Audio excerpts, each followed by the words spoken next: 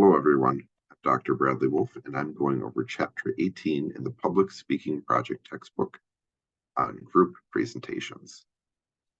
So group presentations is when you're doing public speaking, but you're doing it in a group. You have other people giving the speech with you. And also a lot of this chapter about group presentations, not just about presenting, but it's about how to work together as a team to prepare the presentation. It's a lot of that work up front where you're really collaborating as a group.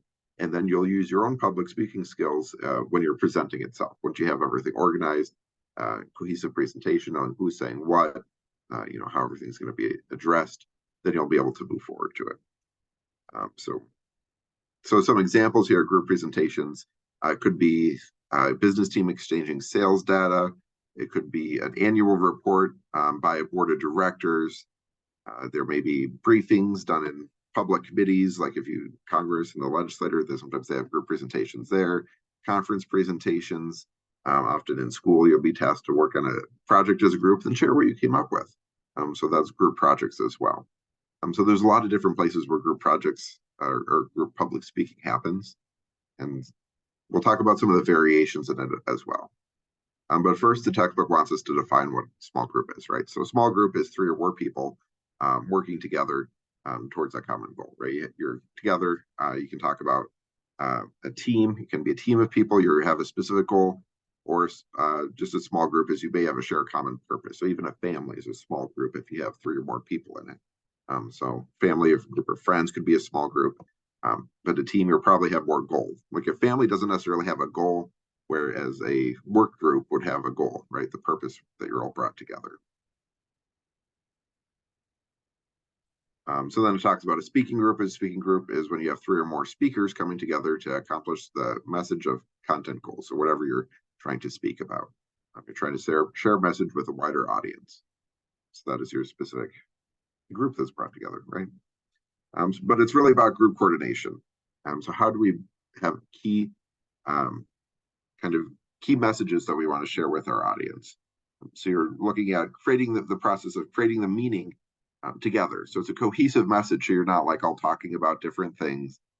So you don't repeat things. I've had students give a presentation where I could see it wasn't very well rehearsed. And the first speaker kind of spoke about everything that the group wanted to share. And then everyone's always like, oh, what? I don't have anything to share now. Like I'm supposed to speak, right? We're supposed to split it up. And it was very clear. And in their evaluations, they said it as well. Like the first speaker took everything that we were going to say, and we didn't have it split up properly. So that's part of it, making sure each person has something to say and value to add to the group presentation. So I see that's something that happens in teams, or the other opposite part of that is sometimes I've seen in groups and student presentations where one person like prepares the entire speech and then divvies out, okay, you're saying this, you're reading off the slide, and it's not a very good presentation because the speakers don't actually know what they're talking about. They're just kind of saying what they were told to say that they probably were told right before the presentation was done. So that's not good either. You really want to have balanced participation in these teams and people taking responsibility for their own work, and then communicating with the other members of your team to say, okay, here's what I'm doing, here's what you're doing, and making sure there's good divisions and you're overlapping some, and you're kind of connecting what you have to say. But there's also some kind of individual work and motivation there. So interaction roles. So again, you're going to be working together. So they talk about task roles, maintenance roles, and individual roles. So there's a lot of roles that you may have in a small group. If you take a small group communication class, you'll go much more into depth in this. But the task is about, what am I saying in this presentation? What's the task? Am I supposed to make the presentation? That may be my task, to bring everything together in a PowerPoint, maybe to do research on my part of the topic. Those are task roles. But there's also the maintenance roles and relational roles in a group. So if you're in a small group, you have to be able to get along with each other. You may have I worked a lot in the nonprofit sector as executive director of a nonprofit, worked for various nonprofits, and it's very common when working on teams or even a presentation to start every meeting off by some chit chat, right? You're just here getting to know each other. You're building those relationships before getting into the content of the task. So that can be important, just to socialize with one another, get along, make sure you're on the same page, because this helps you resolve conflict better. If you can get along with each other, right, you're able to work through any issues that you have. So I'm a very task oriented person. Like I want to get to work, right? It's okay. This is what we need to do. Let's make the presentation. Let's do the research. I want to get to work. Whereas other people are very relational oriented and they're great at building community within the team. So people can, again, you just get to know each other and have those relationships in order to make the group really be cohesive, right? Sometimes if you all have a task, you get all of those tasks done, but you're kind of in your own silos. Whereas the relational roles is about really building that team, getting people to work together. So it talks about there's also leaders and group members. I don't like the idea of calling someone a leader because it's not. Sometimes you have an assigned leader for your group, a person that's in charge, but sometimes people just take a leadership responsibility, and you can have multiple leaders within a group. It's not necessarily a singular person. In the United States, we're very individualistic, so we say, "Oh, this person's the leader." Where, well, multiple people may be using leadership, taking leadership roles within the team. You may take a leadership role by putting together the PowerPoint. Another person may take a leadership role in doing the research. Another person may be a leadership in building the team, right? You can all be a leader in different ways. So it talks about leaders' responsibilities in group presentations and group members' responsibilities. At the end of the day, all of these is everyone's responsibility, right? Sometimes people step up to be a leader in a certain situation to fill a void. Sometimes people are assigned to be a leader. Sometimes people are elected or appointed to be a leader, right? There's a lot of different ways leadership can work in groups. Again, if you take a small group communication class or have taken one, you'll know a lot more about leadership. Or you could take a leadership class specifically to know a little bit more about leadership. But everyone has strengths, everyone has weaknesses, right? We all have our own skills we bring to the group. So sometimes just starting off by taking an inventory and saying, hey, what's everyone good at here? That can help, especially if you have a diverse team, like in the workplace. You may have different roles within your workplace. And then like that's the value you're adding to that team. You may be the engineer and have a lot of technical expertise, whereas another person may have more of a communication background to be able to kind of share and help develop those messages in a way that's relatable to a wider audience. You may have more of a finance person on your team who really knows those numbers, and can understand that it knows what's going on there. So again, you all have your strengths that you bring to the team. Everyone has strengths, and that's what I say too. If you say, "Oh, I don't have any strengths, I don't add any value to the team," well, you need to take an inventory of yourself and treat yourself with a little bit more respect because everyone has a strength that they bring to the team. I mean, your strengths may not be the 100% best person in the world at whatever it is, but you have things that you're developing, right? Especially as students, everyone's developing skills, and you have skills that you've developed to some extent, and you can add that value to your team. So it talks about decision making. There's a lot of different ways decisions can be made within a group. It talks about decision making is not a dictatorship. Sometimes you have a very strong leader who kind of forces their way or forces the will and says, we're going to make this decision. That's not necessarily fun for the other group members. You really want to have especially in the United States, more of a democratic process to talk about things. Let's talk it through. Let's see what's best. Maybe we'll have a vote on it to see what order, which path we should take. I know when I took a small group communication in college, there was a lot of conflict over what sort of topic we were going to choose. Right, it's just a topic; doesn't need to be a lot of conflict. But because the two people were in conflict, everyone else in the group kind of shut down. We weren't able to have a fair decision making. It was just two people kind of arguing back and forth. And so you want to make sure there's kind of power split between the team with this decision making. So some decisions it talks about yes or no, either or, what should we do? It could be this or that. Here, a couple different options for us. Could be a variety of options. You could be choosing of, 3, 4, 5 different options. How to move forward.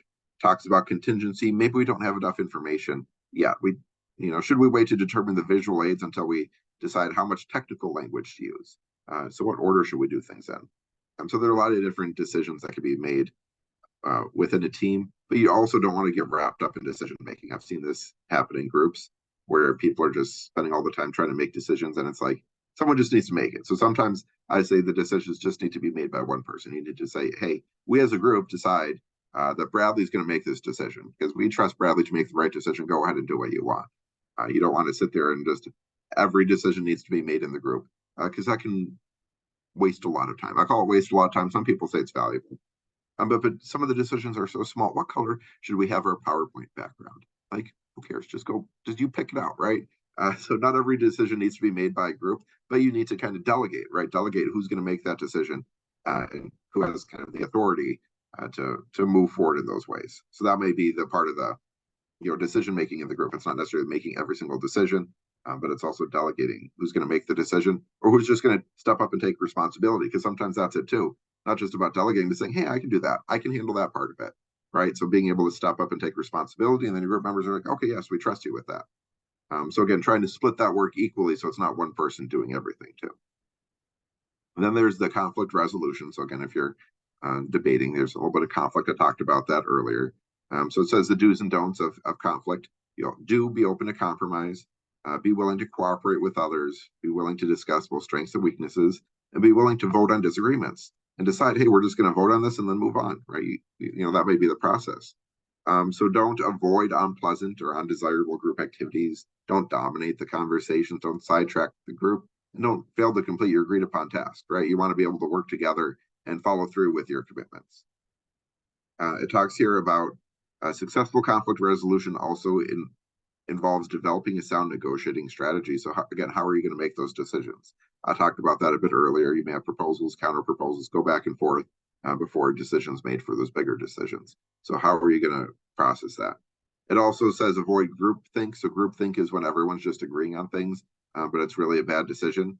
They may be agreeing on things just to avoid conflict and saying, yeah, I don't care, just go with it, even though it's a bad decision, because I don't want to go, be in conflict. Or groupthink also can be because you don't have a lot of diversity of thought in your team, that people are going ahead with a bad decision just because you don't have the right perspectives at the table. Right? We look at diversity within groups, and the more diverse your group is, the better decisions that are going to be made overall. Because each of us has our own expertise or background and experience, and the more diversity in that, the better we're going to be in terms of the decisions. Now, if you have a very diversity in terms of backgrounds and experience and ideas, you're probably going to have more conflict too. You're probably going to have to do a lot more negotiating to get there. So they say the group processes can take longer. It can take longer to do a group presentation to prepare it than do an individual presentation, but your end result is going to be better. So it talks here about preparing all parts of the assignment. So again, breaking it down, what's important to get done.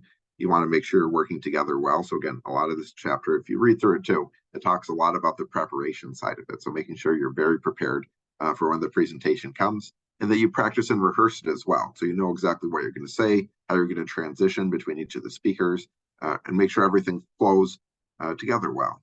You may have to make edits after rehearsing it, when saying, oh, right, that transition wasn't very good. Or it sounds like you have a lot more to say, that you're contributing. You're speaking for 5 minutes, but I'm only speaking for 2. Maybe we should balance this out a little bit better. So again, being able to prepare in advance can be helpful to figure out what adjustments need to be made. Here it talks about different types of group presentations. So can talk a lot of times in communication, we do speech and debate. So debates where it's very formal process. You have different sides. It's group presentation, but you have different sides, and you're going against each other. So each side is rehearsing on their own. Often multiple people on each side. Could be one person on each side with a debate. But again, you're not necessarily cohesively on a team working together. Another type is a forum where I've seen these where they have like a question and answer session. So one or more experts may be questioned by a panel or other experts, journalists, or the audience. So kind of someone who's in charge of kind of facilitating it, and then the people who are the experts on the forum answering questions. So it could be the facilitator can be getting questions from the audience, or they can be getting prepared questions. Sometimes it's good to have some prepared questions and share them with the people on the forum, those experts beforehand, just so they kind of can be prepared to know what to talk about, but then add additional questions or follow-up questions on top of those prepared questions. A panel is kind of similar to a forum, but the group of experts is discussing a topic among themselves. They may have brief prepared speeches, opening statements, but again, these, instead of having interaction with the audience or a moderator, they're just talking amongst themselves. And then finally here, symposiums, a series of short speeches, usually informative on various topics, aspects of the same topic. So here, for the symposium, the speakers may not have a lot of connection to each other. They may prepare their speeches individually, and it's the person who's facilitating in charge to build those connections between the different speeches. So again, different types of group presentations. So we talk, you may think about like a student presentation where you're giving a PowerPoint and each of you has a different section of it. Or certainly in the real world, but in academics as well, we have all these various types of presentations that we see. We don't necessarily use them as classroom exercises as much, but certainly these are things that exist and people participate in. So when you're giving a speech, when you have a group presentation, it's good to have a clear objectives for your group, what you plan on doing. You may think about who the audience is, what is the situation, and what's the goal? What do we want this audience to know in this situation? So talking about both the process and also the product that we're producing, right? Our speech is the product. So we have to really be thoughtful in advance. So when we're preparing on what we want to do and where the end point is, and you may want to reflect on those objectives partway through, like, hey, we're starting to prepare this. Hey, maybe we got off track, right? Maybe we're not meeting our goal. Maybe our goal wasn't good in the first place. Maybe we need to adjust our goal now that we've started going through this process of preparing a group presentation a little bit more. So it talks about evaluation as well. So evaluation that multiple parts in the process. So you may evaluate after it's done and reflecting back, hey, maybe what do I want to do differently next time if we give this again, or I'm in a similar situation in the future. You may evaluate in the middle. You may evaluate at the beginning, like, how do we want to proceed here? How do we want to approach this? Talks about different documents. You may have an oral presentation, so those words you're saying, you may have an outline that you're producing. You may have, sometimes people write out their speeches and use a manuscript. I don't recommend that as much, just because a lot of times people don't do it well. But certainly you can write out a manuscript or at least an outline to say who's saying which part. Okay, here's person A, person B, person C. Here's the different parts we have. You may have handouts that you're giving out to the audience, especially if you're like in a business situation. You may have handouts where, okay, here's information that I'm sharing that I want you to know. So I'm going to verbally say it to you, but I'm also going to have the key points written in a document and hand it out to you so you can remember it afterward. What I want you to take away from this meeting. And here talks a little bit about logistics, so just making sure everything's coming together, that you don't do things at the last minute saying, hey, by Tuesday, we should have this done. If our presentation's on Thursday, we should do the first rehearsal at this time. Well in advance, so we have time to make adjustments. And if you don't have a deadline, then set one as a group, right? Set deadlines. It doesn't have to be big deadlines, but internal deadlines. When I work on as a group, okay, when are we meeting next? What needs to be done by the time we're meeting next? Right. So again, I've worked in the nonprofit sector, I've worked in higher education, I've worked in sales before. Often you'll have those deadlines for when things are going to be upcoming, and say, hey, I want this done by this point when you're working as a group.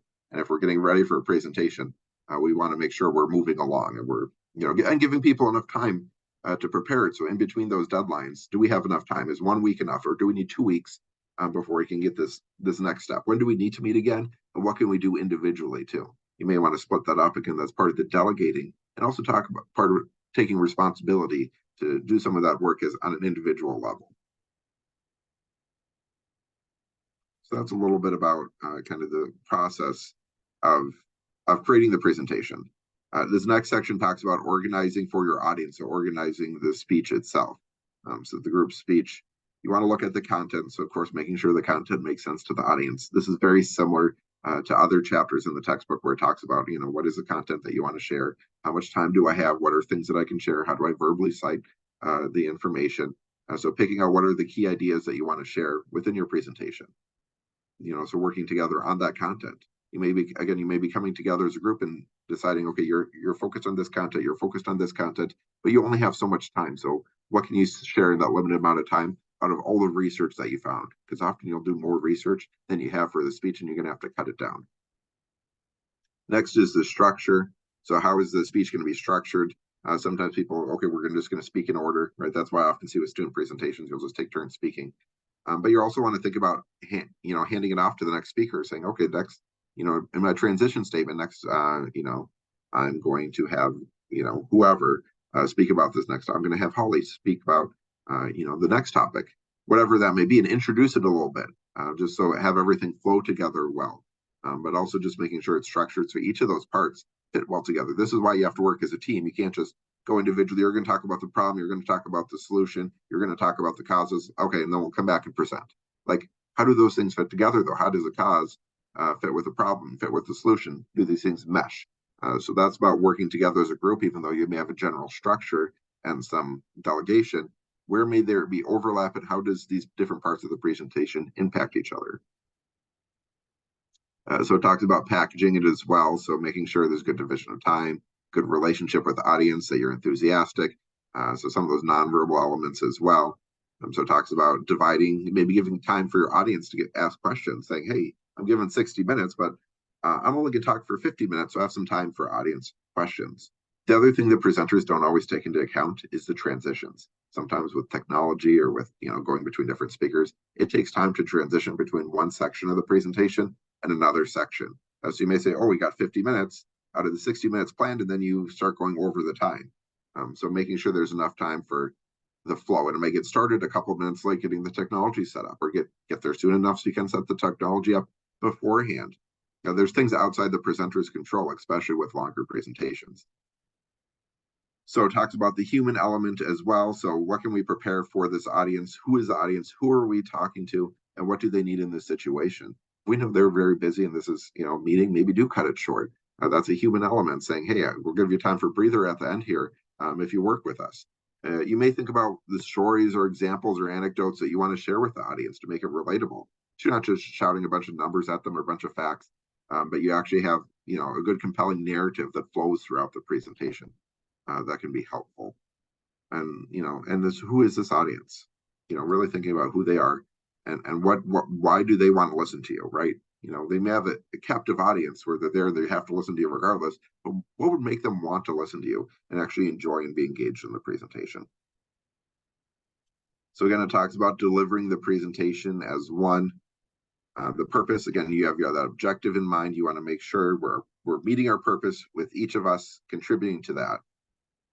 You want to make sure there's the appropriate oral content, that you have a good introduction of your group members, good transition, internal summaries, things just generally speak, with the other chapters in this textbook talk about making sure you're presenting well and having good ideas to share. Next, you're talking about dress. So I've seen sometimes people say, "Oh, we're talking about breast cancer awareness, or we're all going to wear pink, or we're all going to wear business casual clothes." So again, making sure you're all on the same page and you look like a group, right? Visually for the audience, you look like you're actually there to work together, and you're not just one person's dressed in a suit, another person's in sweatshirt and sweatpants, right? You want to work together to make sure you're creating the right impression for the situation. So you may want to consider the cultural, occupational, and regional norms as well, because some norms they're going to want you dressing up in a suit and look very formal. Other places you may be able to do business casual. Other places might be very casual, may not care. So you want to think about that. How are you going to be perceived visually speaking as a group? The facilities, so you may want to practice in the actual room where you're delivering your speech. You may want to get there beforehand, maybe 15, 30 minutes early to work with technology. I gave a presentation. I got there early too. I gave a presentation once, but I had so much trouble with the technology. I got there early to figure it out, and the people who were running the conference didn't get to me soon enough to help me through it, and there were more and more issues. It was a whole mess. So, right, practice beforehand, practice early. If you can get to the space, make sure all the technology is working. Make sure you're able to project well so the audience can hear you in the back. Maybe you need a microphone, whatever it may be. So use those facilities beforehand. But even if you're not, you're going to want to practice as similar to that as possible. So recreate that speaking environment. So work together as a group, present as a group, not just preparing your part individually, but practice rehearsing at least once as a group, because you're going to need edits. Right, the first time's not going to be smooth. You're probably going to want twice, 3 times as a group to go through the presentation and smooth everything out. And right, the audience can tell. The audience can tell if you're kind of just fumbling along or if you're giving a polished presentation. Then making sure you have the visuals. So again, you can have the PowerPoint, those slides, whatever sort of technology you may have, or handouts. Do we have enough handouts for all the people in the audience? Are the charts big enough so everyone can see? So you want to make sure that the audience can fully grasp the visuals. Or if you have a presentation, sometimes you'll have a PowerPoint. Oh, I came with a PowerPoint, I have everything ready, and then the screen is so small in the room for the size of the audience that they can't really see. Or I've had it where the sun's glaring on the screen so the audience can't see. I couldn't see it either. So again, that's part of it as well, making sure the visuals are working for the audience. And then delivery. So make sure you're following the delivery. I normally encourage extemporaneous delivery. That's how I give my presentations. That's what I feel it sounds most natural for people. Impromptu can be natural too if you're talking about it. They talked about those panel presentations. You may be giving impromptu speeches based on the questions that are being asked. So that could be, impromptu is pretty common as well. You may give a memorized speech Again, that takes a lot of polishing. If you're in theater, you might be giving memorized speeches, right? Or manuscript delivery. I don't encourage manuscript deliveries. They just sound a little rough to me, especially with students who don't know how to write like people speak. But certainly it does happen, especially in more formal environments. You may have a manuscript you're going off of. So again, rehearsal, I talked about, make sure you do a rehearsal to get all the logistics down, get there early, make sure everything's working, and just refine things and give each other feedback. That's one of the great things about working as a group is you have other people to give you feedback. You're not just talking into a void or reflecting on your own. And that may help calm your anxiety too, saying, hey, no, you're doing a great job. You don't need to make all these edits. So being able to bounce ideas off each other can be very helpful in some of the value of working as a group. So in conclusion, a group presentation is something that happens, fairly common across the world, certainly in our society, but also across the world. They happen outside of the classroom. So a lot of times students are assigned to, I hate working in groups. Well, professional group presentations are different than student group presentations. Professional group presentations, often you're working with people who's, it's part of their job to do this work. But you're talking as a group, you have clear objectives in mind. You've worked together as a team to talk about the process. You have some preparation beforehand. Even if it's, look at a picture here of a panel presentation, you may have a panel presentation. Hopefully the facilitator got to you beforehand to let you know what you're going to be talking about. Again, maybe giving some questions beforehand. But also, why are you invited there? Who is the audience, right? You're invited there for your expertise. And what expertise are you going to share with the audience? So a little bit of preparation or ideas beforehand, even if it is more extemporaneous. Or even impromptu, right? Extemporaneous or impromptu, if you're, depending on the level of preparation that you may have. But has a quote here: delivering a dynamic presentation is not rocket science. However, it is a lot more complex than people realize. So again, certainly you could, the rest of the textbook talks a lot of ideas about public speaking. They're amplified here by the group process. So certainly thinking about how you're working as a group, how you're going to be cohesive as a group, sharing responsibility, encouraging others to do their best, giving each other feedback, bouncing ideas off each other, are all very important things about that group presentation. So thanks for watching this video. Certainly there's a lot more to learn, but this is just a brief overview of the chapter. Feel free to reach out if you have any questions, but otherwise, thanks for watching my video. Take care.